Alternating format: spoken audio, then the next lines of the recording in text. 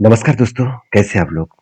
Finally अ, अद्वैत jewels के बाद और एक बड़ा आईपीओ आने वाला है। तो यहाँ पे मैं अद्वैत ज्वेल्स के बारे में इसीलिए बता रहा हूँ क्योंकि इस कंपनी ने 36% प्लस लिस्टिंग दिखाया था। और इसके ऊपर मैंने जब वीडियो बना था तब मैंने आपको बताया था कि इस कंपनी 35 से लेकर 40 इस परसेंटेज के बेसिस में ही लिस्टिंग दिखा सकते हैं। और उसी तरीके से लिस्टिंग देखने को भी मिला। तो मैं इस बात इसीलिए बता रहा हूँ क्योंकि और एक कंपनी आ रहा है जिसका लिस्टिंग गेन भी आपको सेम टू सेम 30 से लेकर 40% के आसपास देखने को मिल सकता है। तो इस बात में क्यों कह रहा हूँ, आप इस वीडियो को पूरा देखिए तभी आपको पता चलेगा क्योंकि आज जिस कंपनी के बारे में बात करूंगा आप कंपनी का नाम देख सकते हैं, कुसुमगर आई आईपीओ। तो कुसुमगर जो है वो बेसिकली एक ऐसे कंपनी है जिसका आईपीओ एक धमाका हो सकता है। इस वीडियो को पूरा लास्ट तक देखिए। सबसे पहले मैं कंपनी के डिटेल्स इंफॉर्मेशन में जाऊँ तो कंपनी बिजनेस क्या करते हैं। देखिए, कंपनी स्टार्ट हुआ था 1990 में। और कुसुमगर लिमिटेड जो है वो मैन्युफैक्चर करते हैं। आप देख सकते हैं ओवन, साथ ही साथ कोटेड एंड लैमिनेट जो सिंथेटिक फैब्रिक है, इस तरीके से प्रोडक्ट्स को वो एक्चुअली बनाते हैं। और सबसे बड़ी बात है, its product are based mainly on, मतलब आप देख सकते हैं पॉलीमेड एंड प्लस आप देख सकते हैं पॉलिस्टर जो प्रोडक्ट है उसी प्रोडक्ट को बनाते हैं। तो अगर आप कहेंगे सर ये जो पॉलीमेड पॉलिस्टर है वो एक्चुअली होता कैसे है, चलो एक बार मैं आपको इसको दिखा भी देता हूँ। अगर मैं गूगल में जाऊँ और मैं आपको यहाँ पे लिखूँ इस प्रोडक्ट के बारे में, तो आप जाकर इमेज में देखिए तो आपको सब कुछ दिखेगा। कुछ इस तरीके से प्रोडक्ट्स बनाते हैं, मतलब जो गारमेंट इंडस्ट्रीज में यूज होता है वही प्रोडक्ट कंपनी बनाता है। तो इस तरीके से प्रोडक्ट्स कंपनी बनाता है जिसका डिमांड आज भी जितना है फ्यूचर में भी अच्छा खासा होने वाला है। कंपनी 1000 यूनिक फैब्रिक टाइप के कैटेगरी में काम करते हैं। तो कंपनी ये भी बता रहा है कि कंपनी का बिजनेस किस तरीके से चल रहा है, इसका सेगमेंट वाइज क्या है। आप देख सकते हैं कौन सा सेगमेंट, कौन सा इंडस्ट्रीज में कंपनी प्रोडक्ट को सेल करते हैं। जैसे देखिए एरोस्पेस एंड डिफेंस सेक्टर में जो मतलब फैब्रिक्स यूज किया जाता है वो भी इस कंपनी सप्लाई करते हैं। एक बढ़िया बात है क्योंकि एरोस्पेस एंड डिफेंस सेक्टर बहुत स्ट्रांग हो रहा है इंडिया में। तो इसका सीधा सीधा इम्पैक्ट कंपनी के ऊपर आएगा, फायदा कंपनी को मिलेगा। साथ ही साथ एरोस्पेस एंड डिफेंस सॉल्यूशंस के ऊपर भी कंपनी काम कर रहा है। इंडस्ट्रियल एंड ऑटोमेशन फैब्रिक के ऊपर भी काम कर रहा है। साथ ही साथ आउटडोर एंड लाइफस्टाइल प्रोडक्ट के ऊपर भी कंपनी काम कर रहा है। जैसे आप देख सकते हैं रेन वायर, वाटर वायर, तो इस तरीके से प्रोडक्ट के ऊपर भी कंपनी काम कर रहा है। तो कंपनी का टोटल डेटा वाइज, मार्च के डेटा वाइज 2000 मतलब 2077 एम्प्लॉइज काम कर रहा है। तो कंपनी के base of point of basis में बात करूं तो बिजनेस तो फ्यूचरिस्टिक दिख रहा है। अभी कितना फ्यूचरिस्टिक है चलो एक एक करके हम लोग देख लेते हैं, क्या सचमुच कंपनी बिजनेस ठीक ठाक कर रहा है। उसके लिए मुझे फाइनेंशियल डिटेल्स में आना है। अगर मैं डेटा देखूं तो कंपनी बता रहा है कि उसका जो मतलब सेल्स ग्रोथ है, रेवेन्यू जो है वो रेवेन्यू आप देख सकते हैं डिक्रीज हुआ है 10%, मतलब रेवेन्यूज कम हुआ है, 10% कम हुआ है। और जो प्रॉफिट है पेड आफ्टर टैक्सेस, टैक्स देने के बाद जो प्रॉफिट है वो 12% यहाँ पे आप देख सकते हैं ड्रॉप हुआ है। तो इसका मतलब क्या है, आप ध्यान से देखिए।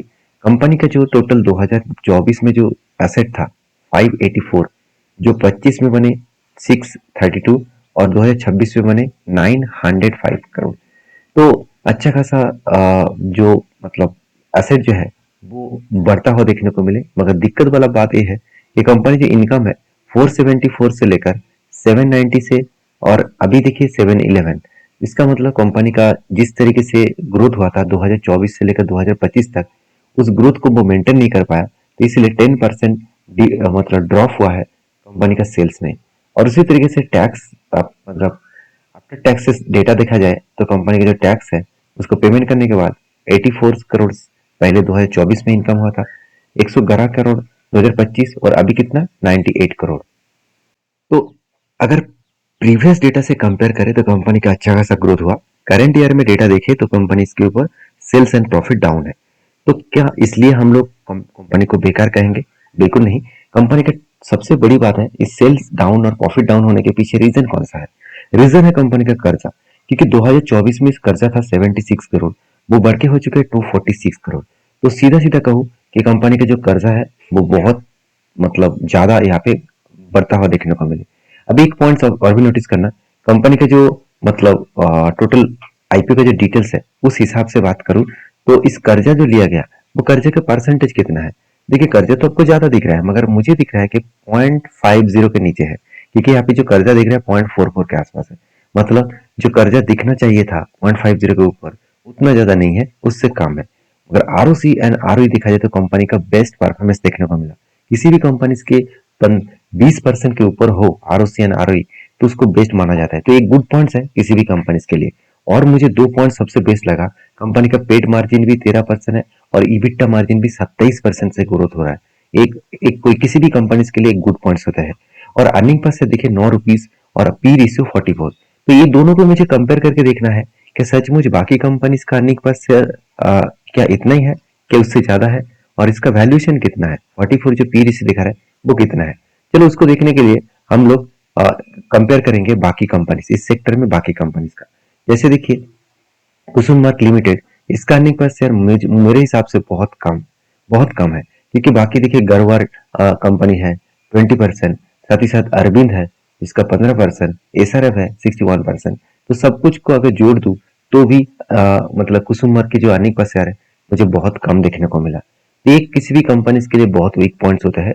अगर अर्निंग पर शेयर कम हो जाते हैं तो कंपनी का ग्रोथ कितना है वो देखने को मिलेगा। अभी देखिए इस साल अर्निंग पर शेयर कम हुआ है, पिछले साल अर्निंग पर शेयर ठीक ठाक था। तो क्या आप कंपनी का पी रेशियो भी सेम टू सेम कम और ज्यादा कि आपको क्या देखने को मिलेगा? तो चलो एक बार मैं आपको कैलकुलेट करके दिखा दूं। तो जितने सारे कंपटीटर है इस फील्ड का, अगर मैं सारे पी रेशियो को जोड़ दूं, तो मैं के सारे पी रेशियो को जोड़ दूं तो उसके बाद मैं अगर डिवाइड करूं 3 से तो निकल कर है 38। और कंपनी का पी रेशियो कितना है? कंपनी का पी रेशियो देखने को मिला है 44।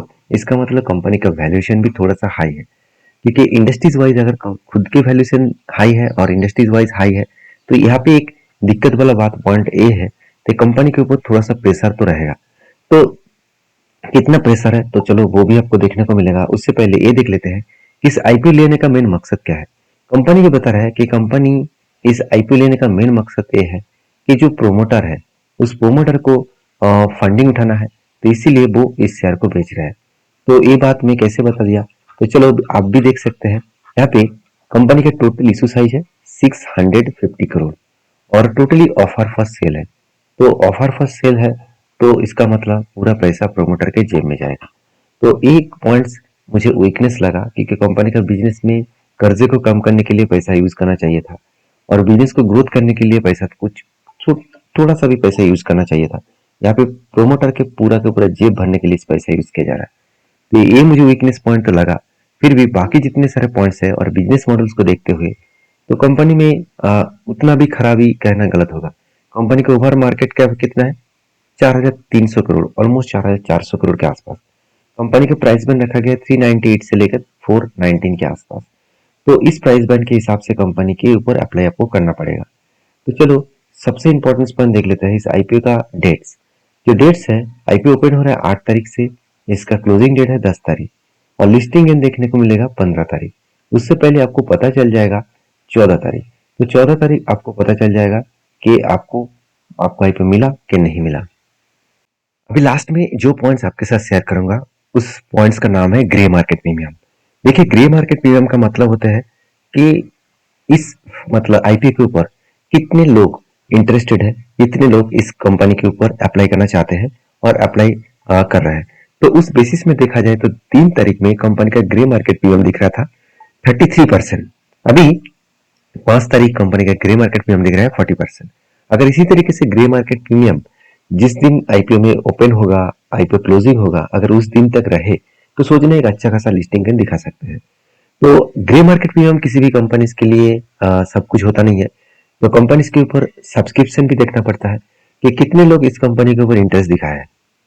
तो अगर मैं सब्सक्रिप्शन का डेटा देखूं तो इस कंपनी के ऊपर सब्सक्रिप्शन अभी तक स्टार्ट हुआ नहीं है। तो मेरे हिसाब से आप पिछली कंपनीज का डेटा दिख रहा है, तो सब्सक्रिप्शन जब डेटा आएगा तो मैं आपके साथ और एक वीडियो शेयर करूंगा, तो वहां से पता चलेगा कि कितने लोग इंटरेस्टेड है। अगर इंटरेस्टेड ज्यादा हुए, बड़े इन्वेस्टर इंटरेस्टेड हुआ, तो ग्रे मार्केट प्रीमियम भी पॉजिटिव दिखा, तो सोचना इस कंपनी एक धमाका परफॉर्मेंस कर सकते हैं। तो ये था मेरा व्यू। आपका क्या व्यू जरूर कमेंट्स करना, एक बार डिटेल्स में स्टडी करके काम करना। मेरा पॉइंट ऑफ बेसिस में मैं सब कुछ आपके साथ शेयर किया। आपके ओपिनियन क्या है मुझे जरूर कमेंट्स करके बताना। Thank you.